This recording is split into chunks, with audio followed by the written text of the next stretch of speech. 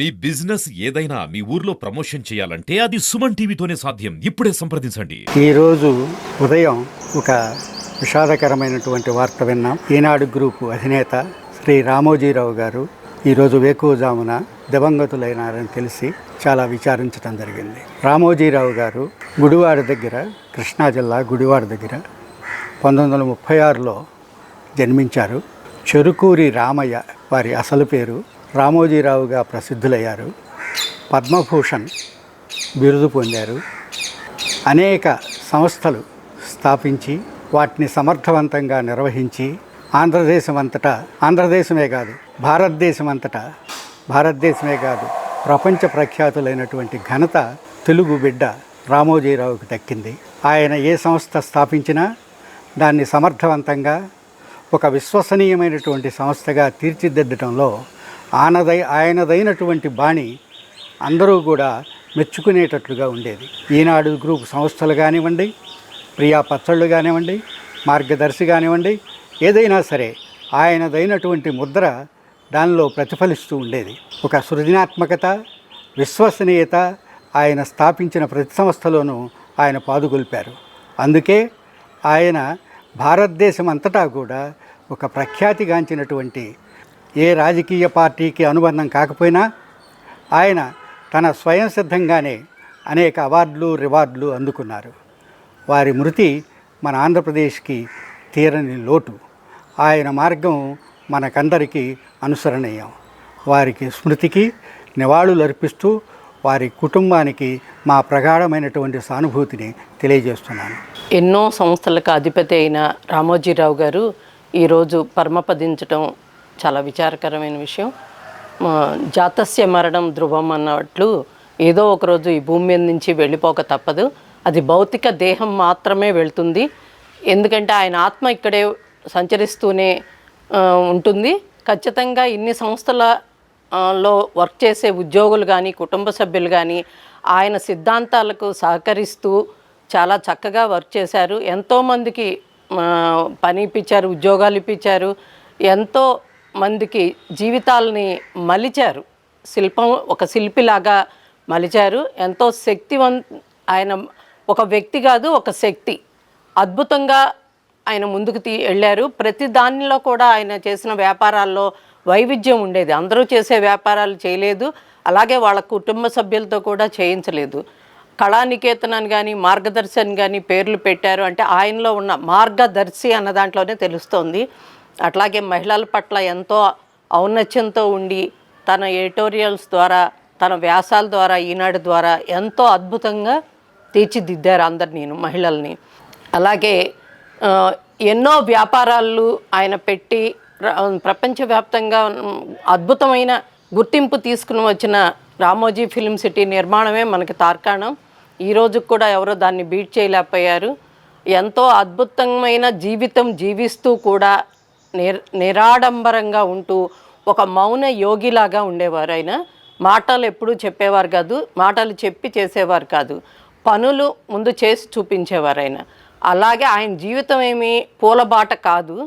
ఆస్తి సంపాదిస్తే సరిపోదు, మానసికంగా ఎన్నో ఒడిదుడుకులను ఎదుర్కొన్న టైంలో కూడా ఆయన స్థితప్రజ్ఞతతో ఉండి ఆ ఔన్నత్యాన్ని చాటుకునేవారు. ఎవరి పట్ల కూడా తనని ఢీకొట్టిన ఎవరినైనా కూడా మాటల ద్వారా కూడా మీడియా ఉంది, ప్రెస్ మీడియా ఉంది, ఎలక్ట్రానిక్ మీడియా ఉంది, దాని ద్వారా కానీ ఒక్క మాట ఆయన తప్పు పట్టి దూషించి ఎరగరు.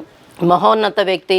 వారి కుటుంబానికి ఆయన ఆదర్శాలకు బాటగా వేసుకుని ముందుకు వెళ్ళాలని వాళ్ళ కుటుంబ సభ్యులు, తర్వాత వాళ్ళ సహకరిస్తున్న ఉద్యోగులందరికీ కూడా సంతాపాన్ని తెలియజేసుకుంటూ అదే ఔన్నత్యాన్ని ఆ ఉద్యోగస్తులు, కుటుంబ సభ్యులు కూడా ముందుకు తీసుకువెళ్ళి బంగారు బాటలో వెళ్ళాలని కోరుకుంటూ ఉన్నాం. నా పేరు చెల్లపల్లి శ్రీనివాసరావు, జనసేన పార్టీ మంగళగిరి ఇన్ఛార్జి, అలాగే జనసేన పార్టీ రాష్ట్ర చేనేత విభాగం చైర్మన్ని.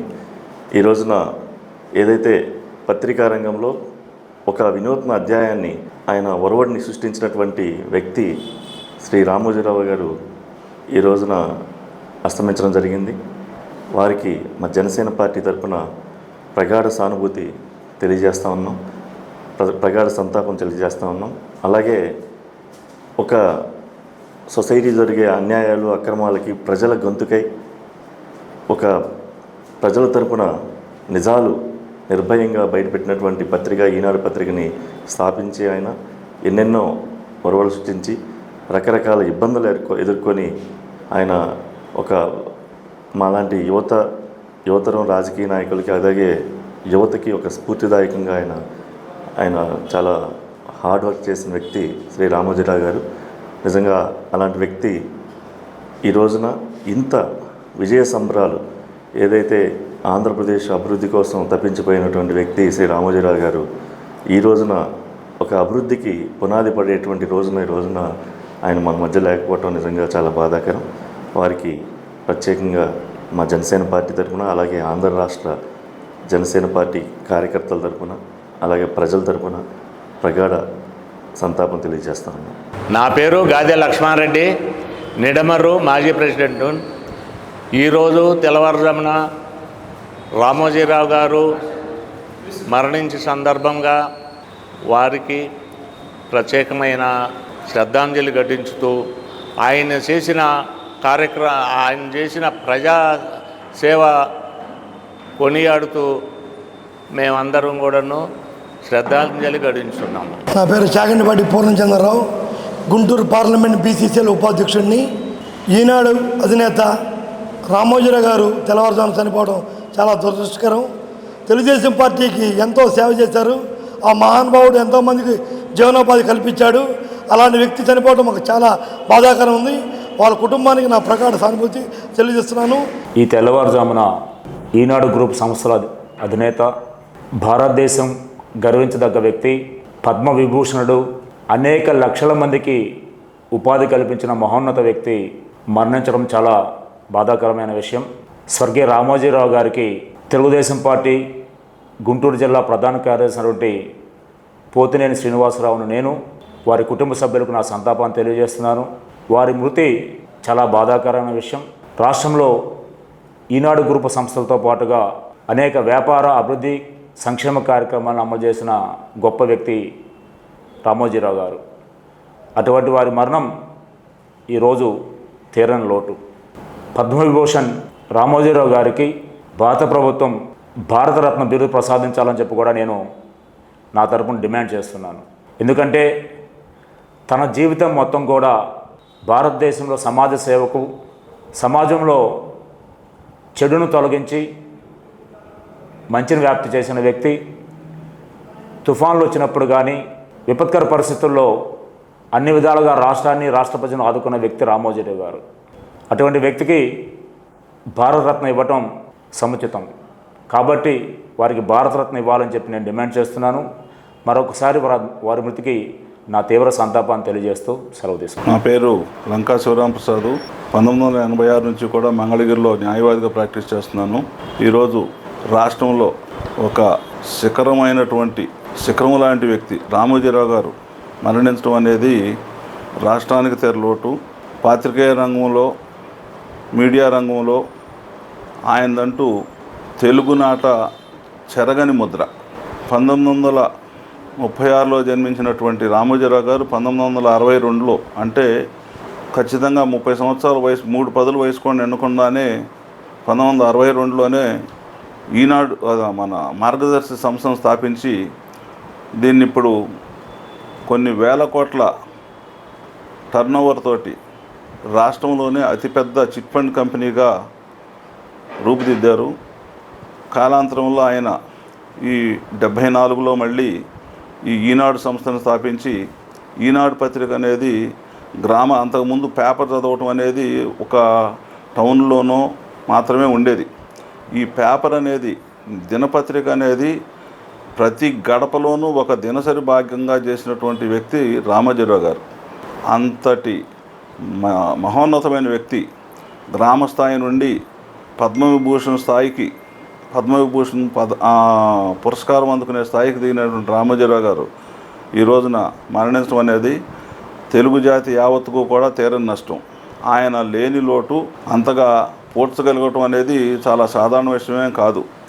ఆయన అడుగుజాడల్లోనే ఇవాళ చాలా పత్రికలు వచ్చినప్పటికీ కూడా దానికి ఉన్నటువంటి విశ్వసనీయత ఈనాడు పత్రిక ఉన్న విశ్వసనీయత ఏది కూడా పోటీ ఇంతవరకు కూడా రాలేదు.